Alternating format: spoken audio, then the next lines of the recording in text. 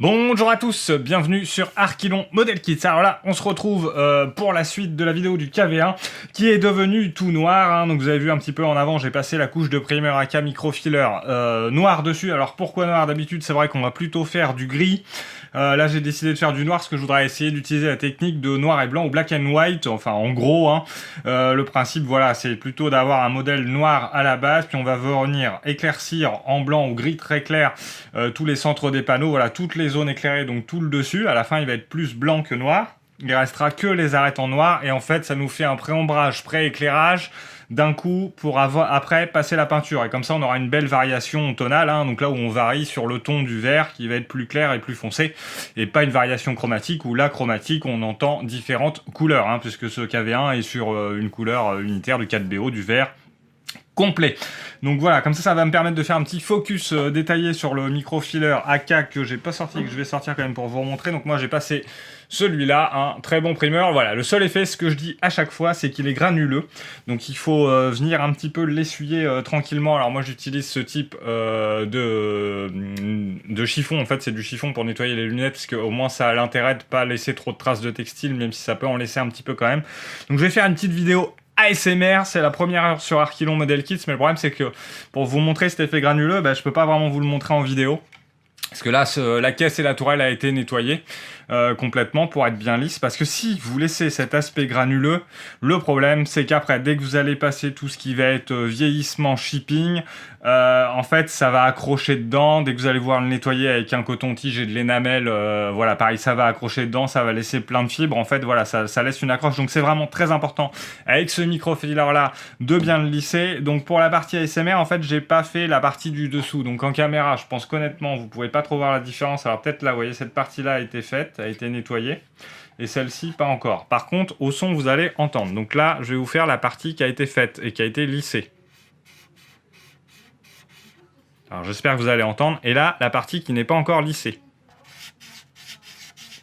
Voyons, on entend au doigt que c'est quand même beaucoup plus abrasif. Donc après, la technique va être super simple. Alors faire gaffe quand vous avez mis des détails. Voilà, là, ici, il faut faire attention sur la tourelle, sur la petite partie qui déborde. Ici, sur le capot, il faut y aller mollo. Donc vous pouvez prendre un coton-tige aussi pour les endroits qui sont difficilement inaccessibles. Si vous enlevez un petit peu de primer, comme là, on voit un petit peu, ça s'est un petit peu effacé, c'est franchement pas très grave. Donc voilà, et après, vous venez simplement frotter. Et vous allez voir au doigt et au bruit. Là, on entend tout de suite qu'il est à peu près lissé. Et en passant au doigt après, hop, on est bon. Donc vous parcourez toute la zone, c'est hyper important, hein, toute la zone de votre maquette comme ça. Vous vérifiez bien partout que c'est passé. Donc moi, je vais le continuer en off. C'est pareil, je vous ai pas fait la vidéo du primer parce que ça représente pas d'intérêt. J'avais voilà, une aiguille 0,40, pression d'un petit peu plus d'un bar équivalente à 15 PSI. Mais voilà, vous faites un aplat de couleur, il n'y a rien de sorcier. Là, j'ai passé deux couches à peu près pour qu'il soit bien uniforme. Même si c'est pas totalement parfait, sur une couche d'après, c'est pas très grave. Donc vous voyez, vous venez frotter comme ça la surface jusqu'à ce que vous sentiez qu'elle est bien lisse au doigt. Et après, donc pour vérifier, vous repassez partout sur votre modèle, votre doigt comme ça. Ça se sent tout de suite au doigt quand vous allez le faire, vous allez comprendre. Mais voilà, vous vérifiez bien qu'il n'y a plus d'aspérité, surtout aux endroits où vous passerez du shipping. Autre astuce que j'ai, quand il reste des traces de textile, voilà, des traces de petits résidus. Alors je vais essayer, voilà, par exemple on en voit là. Moi en fait ce que je fais, c'est que je prends une boule de pâte à fixe. Donc c'est très bien pour enlever tout ce qui est saleté. Et vous venez appuyer comme ça sur le modèle, tout simplement, aux endroits accessibles ou non, et vous repassez partout. Alors là, malheureusement, ouais, j'ai un peu trop zoomé, on voit pas trop, même si ça enlève, ça peut faire un éclat de peinture, c'est franchement pas grave sur une couche d'après, là, vous voyez. Et hop, vous passez sur le modèle partout, il reste des résidus de textile. C'est une super technique, ça, que j'ai découvert tout seul, pour une fois. Mais voilà, avec le pouvoir collant de la pâte à fixe, vous passez plusieurs fois et ça va tout enlever. Comme ça, vous avez une surface bien propre qui sera après pour la peinture. Donc voilà pour la partie un petit peu explicative tuto de cette vidéo du KV1. Là, on va attaquer tout de suite en vidéo et en musique le blanchiment du modèle et la technique Black and White.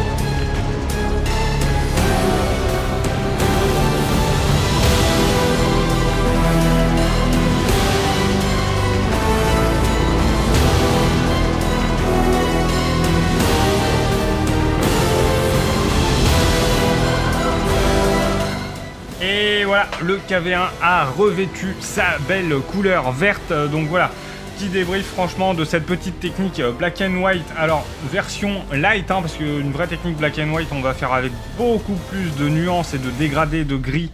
Là moi c'est un black and white vraiment très très simple, hein. Du coup vous avez vu, hein, pas en noir, après on fait en blanc, j'ai rajouté du jaune à la fin, donc voilà le rendu. Alors j'ai rarement dit ça sur ma chaîne, mais là franchement je suis très satisfait du rendu que j'ai obtenu, c'est pile poil ce que je voulais.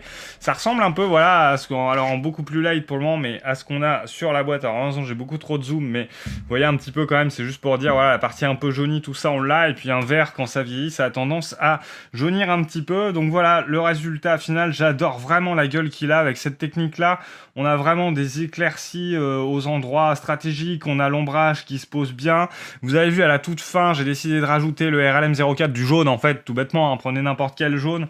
Voilà, l'idée c'était de bien m'arrêter au niveau des couches de peinture pour pouvoir voir un petit peu ce jaune, mais de façon très subtile, et du coup voilà, donc ça rend vraiment bien. Alors la caméra peut-être pas très évident de vous montrer, mais vous voyez il y a beaucoup de nuances, on est sur une belle variation tonale. Vous voyez, c'est toute la différence je trouve quand on fait un travail comme ça. Là on a tout de suite une peinture, on sent qu'elle a vécu un petit peu, qu'elle a vieilli, il y a eu l'usure du soleil, de la neige, de ce qu'on veut.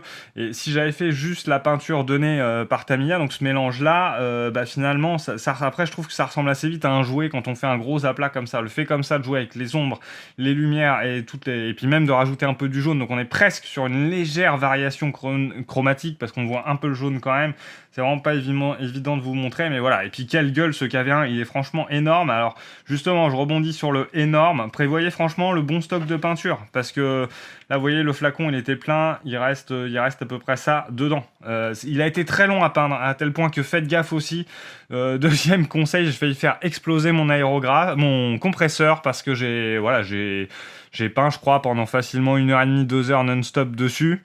En prenant mon temps bien sûr, mais il y avait beaucoup de pièces entre les roues, ici les chenilles, tout le KV1 en lui-même qui est énorme, avec les côtés, le dessous, tout ça.